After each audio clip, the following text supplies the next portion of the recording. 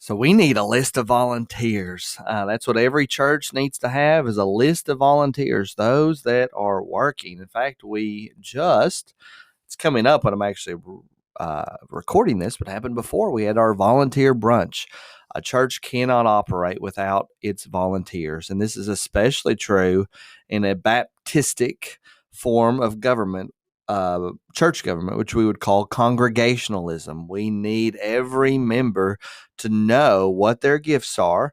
We need every member to be serving in their lane, in their way. Some can serve more, some can serve less, some can do this, some can do that. But each member needs to know what they can do, and they should do it with all they've got. And we, in the office, we need a list of volunteers, and we do have a list, but we are working on even making that even more streamlined or whatever. But every church needs a list of volunteers. Let's get into our reading today. Moses and Aaron and the chiefs of the congregation listed. That's what we've been doing all this time, listing all the Levites, the servants of the house of the Lord. We've talked about them bearing burdens, in particular the Gershonites, the Levite tribe. Remember, if you're just trying to memorize tribes, there's only two you really need to put to memory: the tribe of Levi, the tribe of Judah. You're more than welcome to memorize all of them, but remember, the tribe of Levi served the tabernacle. That's what Aaron and Moses were from. They were from the tribe of Levi. The tribe of Judah is going to be the leadership tribe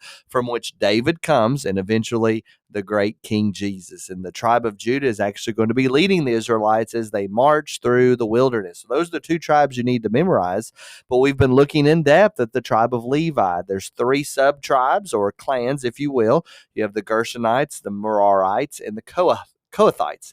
They each have their own job to do. And so here we see that they've listed them, and they've listed the son of the Kohathites. And they, in particular, listed those from 30 years old up to 50 years, those within this 20-year span, those who could do the work. Remember, there was heavy lifting that was required for them to do. Everyone who could come on duty for service in the tent of meeting. We're going to see later on that there's going to be a reasoning for these age groups. What are the ones over 50 doing? We're going to see that in up and coming readings. But here's an example for us to follow. A church needs to have lists of volunteers, and in particular, the church office and the pastoral staff, needs to know your particular gifting. So I've put it on my little to-do list, my little project list, if you will, particularly while we're in the book of Numbers, to have and to know what your gifting is, and to make sure that you're serving in the role, in the place that God has called you to do. Because oftentimes, if you're serving outside your gifting, outside where the Lord has called you, then you're going to feel a burden. But when you're serving in your gifting, oh goodness, you're going to be carrying a heavy load, but you're going to be joyful because you know it's getting things done, it's making a difference. So we hope to do that. I hope to do that. We'll see. You can keep me accountable. When we go down, we see the other sub-tribe of Levi, the clan of Gershon, the various clans that make up this sub-tribe of Gershon by their clans and their fathers' houses. Again, 30 to 50 years old, and we have their total number, 2,630. Then we see the sons of Merari. Notice these lists are systematic. If you love to organize, you love to make sure everything's right where it needs to be, Numbers is your book, particularly at the beginning. We see the example of the Israelites organizing themselves. The nation of Israel could have not made it without this organization, and ultimately to see how God will bless them.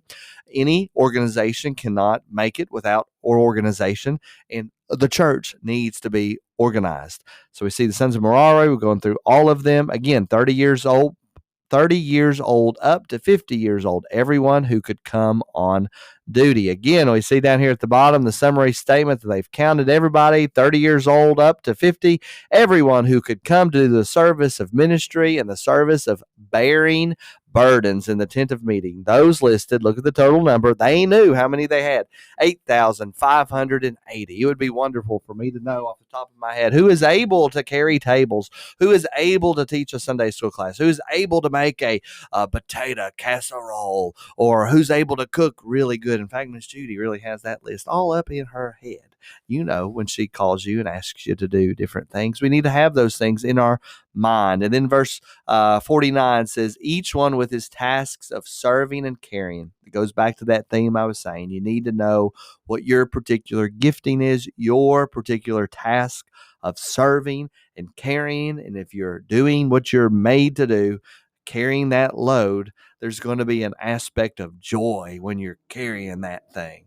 Thus, they were listed by him, a wonderful example for us to follow, as the Lord commanded Moses. So be looking out. You help me make my list when you see things come out in the next week or so about asking you what your gifting is, having you do a little survey for me so that we can know where everyone is and make sure everyone is serving in their lane. Everybody's serving in their gift set. I pray that's been a blessing to you all.